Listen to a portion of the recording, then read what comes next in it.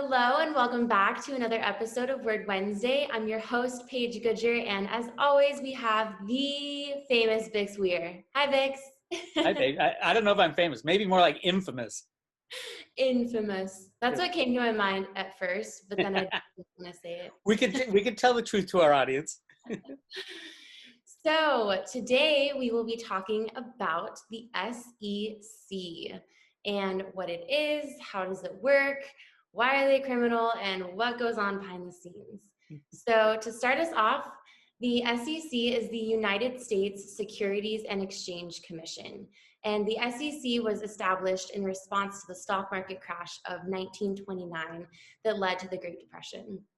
In order to restore Americans' faith in the markets, the U.S. Securities Act of 1933 and the Securities and Exchange Act of 1934 were passed under FDR, which makes the SEC an independent agency of the United States federal government. So what does the SEC regulate? The SEC regulates the buying and selling of stocks and bonds in order to protect investors against fraud.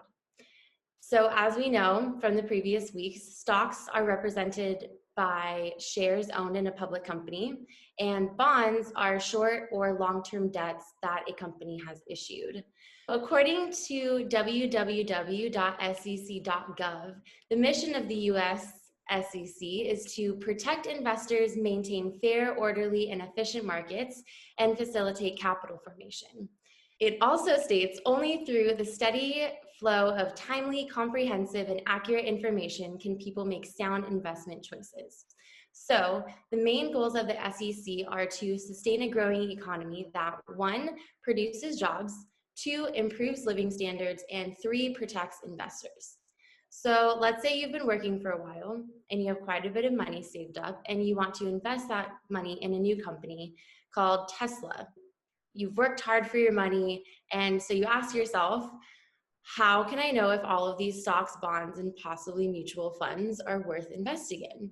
How do I know I'm getting full disclosure of market information?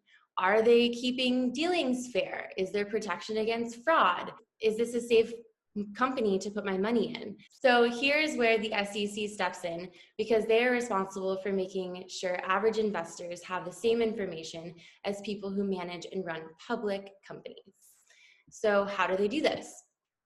To ensure all investors have access to basic facts about an investment before buying it, the SEC oversees all major market participants. This includes security exchanges, securities brokers and dealers, investment advisors, and mutual funds. The SEC has enforcement authority, where each year they bring hundreds to civil enforcement actions against companies and individuals. So you can think of the SEC kind of like the police force for Congress's laws regarding stocks and bonds. And while the SEC cannot arrest people, they can bring civil actions against lawbreakers and refer cases to criminal authorities like the Justice Department, and bring about lawsuits in conjunction with criminal cases. Because of this, actions from the SEC usually result in fines, and you can check their website to see enforcement actions against alleged bad actors from all industries and find any information on annual reports and statistics about a certain public stock. So let's turn the mic over to Bix. And Bix, what is your take on that? Why are they criminal, and what is going on behind the scenes if these guys on paper seem like they are good? And I hate using this term, but why don't we defund the SEC? Because they're not doing what they're supposed to be doing. Hashtag defund the SEC. There you go. Hashtag, yeah. And our world would be much better for it. And I'll explain why. It is interesting, though, listening to you, that I didn't know the SEC was really started in 1933 and 34, because that's exactly when we went off the true gold standard, when FDR said, hey, let's confiscate all the U.S. citizens' gold. And by the way, the next year, they established the Gold Reserve Act, which changed the price of gold from $20 to $35, and also began the full-on manipulation of all markets through something called the Exchange Stabilization Fund. So basically, the SEC was put in place not to protect people like they said, but to run cover for the manipulation of all markets to ensure market stability. Got nothing to do with fair market value. It has to do with 100% running cover for the manipulation of the markets for one reason or the other, either so the banks can get rich or the government can keep instituting their foreign leadership all over the world with armies and taking out governments that they don't like. It's horrible. It's horrible. And when I say hashtag defund the SEC, the reason I think we'd be a whole lot better without any regulators at all is that the SEC gives a false sense of security, a false sense that these markets are actually fair. Now, without the SEC, everybody would be saying, oh my God, I lost all my money. I'm never going to go in there again. They're going to turn their back on the bad markets. And then what happens? A good, honest market will form. And when that goes bad, they're going to chuck that one and get another good one.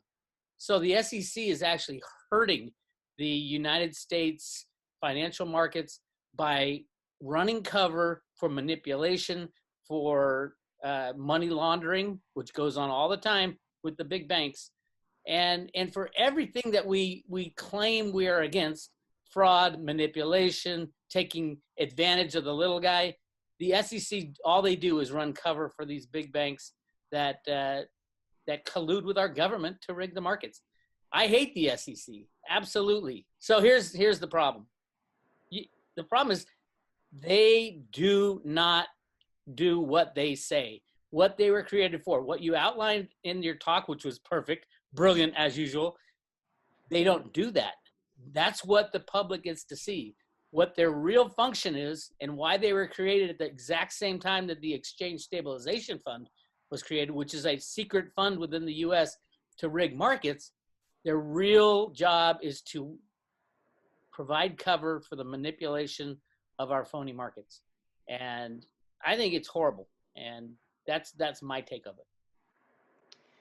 Yeah, it sounds like complete inversion. Like it is. And here's what we say we do. Yes. And here's what we actually do behind the scenes. That's literally the complete opposite of what we say we do on paper. That's absolutely it. And the saddest thing, there's so many sad things about it, but one of the saddest things is that, all these Word Wednesdays that we've done, like 4 or 5 of them now, right? And at the end of each one, we're like, well, stocks, well, it's fraud. By the end of it, we're talking about fraud. Bonds, by the end of it, we're talking about fraud. Derivatives, by the end of it, we're talking about fraud. All the things that we've talked about, rehypothecation, all that stuff is all under the purview of the SEC. They are the ones in charge of regulating. They are the cops on the beat, and it's just all fraud, and it is done on purpose. On purpose, either they're getting paid off, sometimes they are getting paid off, or more than most of the time, they are running cover for an official manipulation of all markets so that the U.S. maintains its power and superiority over the rest of the world. And it's crazy. You can't have a market that is fully rigged without people thinking it's fair. And we've been thinking it's fair for close to 100 years now, and it hasn't been fair. And that's why I'm a big fan of defund the regulators. And hopefully, and I think your generation needs to pick up the ball where my generation has dropped it. And the more knowledge you guys have, that's why one of the reasons I love that you're doing these Word Wednesdays. The more knowledge in your hands about what's going on, the better off you guys are to fix the problem that somehow we just can't figure out how to fix it. Yeah. So do you have any solutions to the SEC, or what would it look like if we didn't have an SEC and we did have free markets? Well, it would start off with the biggest crash that humanity's ever seen, because it can't be supported. Without the rigging support, no markets would function properly. And you can see that by the volume of transactions that are done. That's why banks need these multi-trillion-dollar bailouts. They know that they got us on the hook. They have humanity on the hook, because if they fail, everybody fails and we all lose everything. But is that really a bad thing? When you think about it, the biggest problem on planet Earth right now is debt. Debt on from the poor to the rich. Debt is everywhere. Even our money is debt. Our money is a Federal Reserve note. So at the end of the day, all we have to do, and it's very easy to get rid of this problem, is let the system fail. When the banks come back for a bailout, which I think is going to be September, October of this year, they're going to come back for another bailout. It'll probably be in the neighborhood of 10 to 20 trillion dollars. All we have to do is say no, let the chips fall where they may, and then start new markets without regulators. That's the key, is fair and honest markets are the road to freedom. As Bixweir sang oh so long ago, free markets are the road to freedom. But we can't have this manipulation, because when you start with a lie and your foundation is built on a lie, there's nothing good that comes from it. And that's why we're in this position of bailing out banks every 10 years. We have a giant crash, all debt is forgiven. We now have a new fair and honest market. How is that regulated? How are we ensuring that that market is honest and fair? Well, I'd say 10 years ago, we couldn't. And then they invented this crazy thing called blockchain. Blockchain is a truth machine. Everybody can see what's happening. You got Reggie Middleton inventing Veritasium, which facilitates peer-to-peer transactions. You know, the fix is there. And what happened to Reggie Middleton and Veritasium? The SEC came and took him out.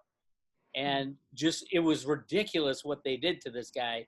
And all he was doing, he was working with the SEC, and the SEC was torpedoing his solution to the biggest problem on planet Earth, which is rigged markets. So I think with the crash, we'll see some of the criminals come out of the SEC, and potentially we'll get some kind of crypto solution in there. Blockchain seems like the most honest, simple switch that the SEC could make to really ensure that the markets are safe.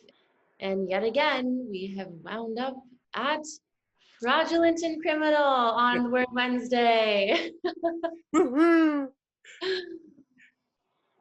Well, any other tidbits of information on the SEC that you want to go over, or I would just, final things we need to know?